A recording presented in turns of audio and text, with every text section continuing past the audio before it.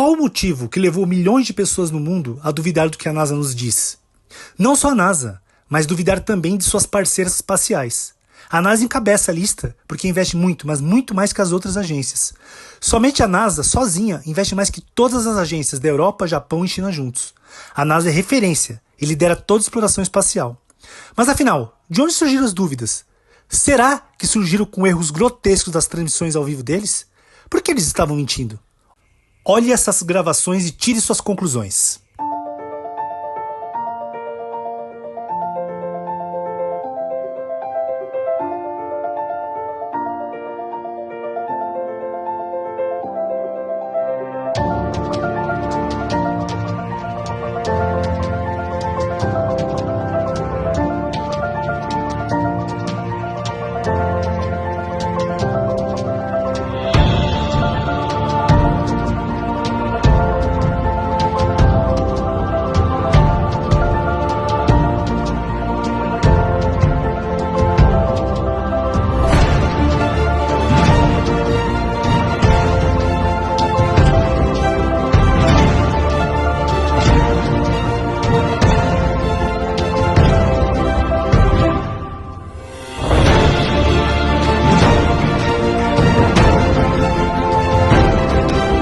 Uma simples pesquisada na internet, você encontra dezenas de falhas bizarras de gravação. A NASA fechou uma parceria gigantesca com a OceanGate, exploradora de oceanos. Qual o objetivo verdadeiro dessa parceria? Simular a gravidade para suas viagens? Principalmente depois que a gente viu tantos vídeos mentirosos? Mas por que colocam estruturas de naves inteiras dentro de uma piscina? Será que é só para simular vídeos falsos com falsa gravidade? Eu não acredito que seja só isso. Acho que nessa história tem muito mais coisa. E vamos tentar buscar algumas pistas do que seja. As agências espaciais que sempre afirmavam que o sonho de consumo era encontrar água no espaço, iniciou uma agenda de descoberta de água para todo lado. Milagrosamente, além de água em asteroide, na Lua e em Marte, descobriram também um oceano de 140 trilhões de vezes maior que toda a água da Terra. 140 trilhões de vezes, eu disse. Como mediram isso? Não sei. Mas para a maioria dos alienados, a NASA falou, tá falado. O que essa elite mundial sabe e não quer nos revelar? Por que essa história que encontraram água 140 trilhões de vezes em maior quantidade que da Terra? Por que treinam embaixo da água e fecham parcerias com empresas de exploração de oceano? Por que dissimulam e mentem tanto para nós? Eu tenho uma pista. E esta pista se encontra no livro mais publicado e distribuído para toda a humanidade, a Bíblia Sagrada. Então fez o firmamento e separou as águas que estavam embaixo do firmamento da que estavam por cima. E assim foi. E disse Deus: haja firmamento no meio das águas e separação entre águas e águas. Na cosmologia hebraica dos povos antigos, nos deparamos com uma terra plana, imóvel e coberta por um firmamento sólido. O firmamento separa as águas de cima dele das daqui de baixo. Acontece que, segundo a versão do livro de Enoque, essas águas de baixo que Gênesis cita é literalmente embaixo mesmo, colada no firmamento. Essas águas não cairiam devido à volatilidade e força do éter, e o firmamento então teria água bem acima e bem abaixo. Aí pode estar o segredo da NASA.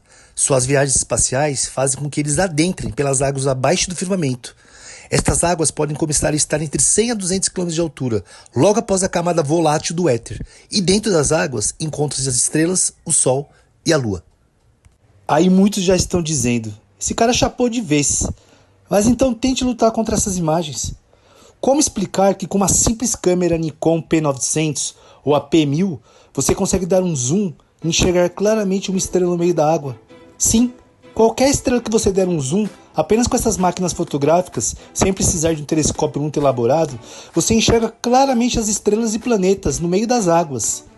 Os dominadores mentirosos e seus cegos seguidores lutam contra as imagens, mas elas estão no meio de muita água. Se elas estivessem a milhões e milhões de distâncias de absurdos anos-luz, um zoom nem faria cócegas para observá-las. Mas a observamos porque elas estão bem próximas, antes do firmamento e imersa no meio de um gigante oceano de águas. A elite dominante mundial sabe disso, tanto que em 1962, 4 anos após a fundação da NASA, lançaram as operações Dominique e Fishball. Sabe o que o nome dessas operações significa? Aquário do Senhor. Isso mesmo, aquário do Senhor. Só um cego não vê. Eles lançaram ogivas nucleares, dizendo para a sociedade toda que aquela estrutura e aparatos usados nessas operações eram somente para testes. Mas sabemos que a elite dominante mundial não dá ponto sem nó. E o objetivo destas potestades era romper com o aquário do Senhor, ou seja, romper com o firmamento, para ter um acesso mais amplo para as águas de cima do firmamento e, consequentemente, para outros lugares importantes ou dimensões. Mas mesmo com armas tão poderosas, creio eu que nada foi abalado. A verdade é que mesmo tendo essas grandes revelações, o que nós sabemos é uma gota, e o que ignoramos é um oceano, e talvez um oceano maior que o daí de cima. Essa cosmologia é totalmente diferente do que fomos doutrinados. Estrelas, planetas, Sol e Lua dentro de um oceano? Se você está enxergando lógica nos argumentos aqui passados, se prepare para ser taxado de louco, porque o outro lado não prefere ser uma metamorfose ambulante, como diria Raul Seixas, mas eles já são adeptos de ter aquela velha opinião formada sobre tudo. Agora se liga só nessas imagens filmadas por um cidadão americano com infravermelho do Sol. Ele também está mergulhado no oceano. Sabe por que ele não apaga? Porque o Sol não é composto de nada que nos doutrinaram. O Sol é elétrico e não faz parte da nossa dimensão. Por isso tantos mistérios a respeito do Sol dentre os povos. O Sol é símbolo de vida e poder. Não à toa o Sol foi elevado de forma errada à posição de Deus por muitas culturas e religiões. Por que o Sol foi idolatrado desta maneira? Em outro vídeo falarei sobre ele, ou melhor, sobre eles. O Sol passa por dentro das águas do firmamento. Essas águas de cima, segundo a própria NASA, é 140 trilhões de vezes maior que todos os oceanos da Terra. Toda essa água debaixo do firmamento, ou também chamado de domo, não cai lá de cima devido à poderosa junção eletromagnética e à volatilidade do elemento mais escondido pela elite dominante, o éter. O éter também será assunto em vídeos futuros. Toda essa imensidão de água e a existência de uma camada de éter nas regiões superiores foi citado por Enoque, inspirado pelo próprio Deus.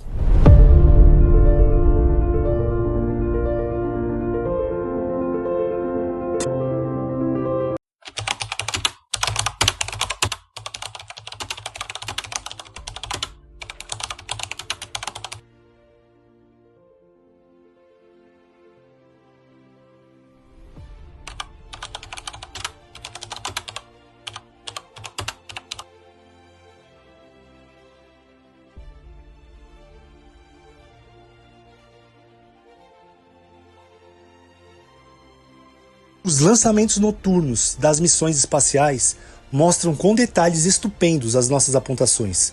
Quando o foguete SpaceX Falcon 9 decolou à noite, observamos nos vídeos ele rompendo a volatilidade e tensão superficial do éter, quando observamos uma cor alaranjada. Provavelmente, devido às propriedades escondidas e diferenciadas do éter, a interação dele com a água deve ser progressiva. Não deve haver um limite único e brusco entre ele e a água. A interação deve ser progressiva. O foguete, ao subir, deve ser submetido de início a uma breve condensação de água, até progressivamente entrar em todo o oceano do céu. É como se nós estivéssemos entrando em uma praia. Vamos entrando e quanto mais adentramos, mais água vai nos cobrindo, até chegar ao ponto, se continuarmos, de estarmos totalmente imersos nas águas do oceano. O éter deve possuir características únicas e diferenciadas. Tanto que ele foi escondido de nós depois de muitos povos prosperarem e se beneficiarem pelo seu uso. Falaremos sobre o éter futuramente, mas atualmente, retirar o éter da nossa sociedade, um elemento que foi banido até da tabela periódica. Apenas se fala dele de uma maneira mistificada, mas na realidade ele é imprescindível e os líderes e dominadores deste mundo o utilizam em grande escala em várias áreas, mas de forma velada, como por exemplo nas comunicações. Agora repare na grandeza e na inerrância dos livros sagrados como a Bíblia e o livro de Enoque. Os foguetes rompem o éter e adentram nos mistérios do oceano primordial dos céus. Glórias ao Criador.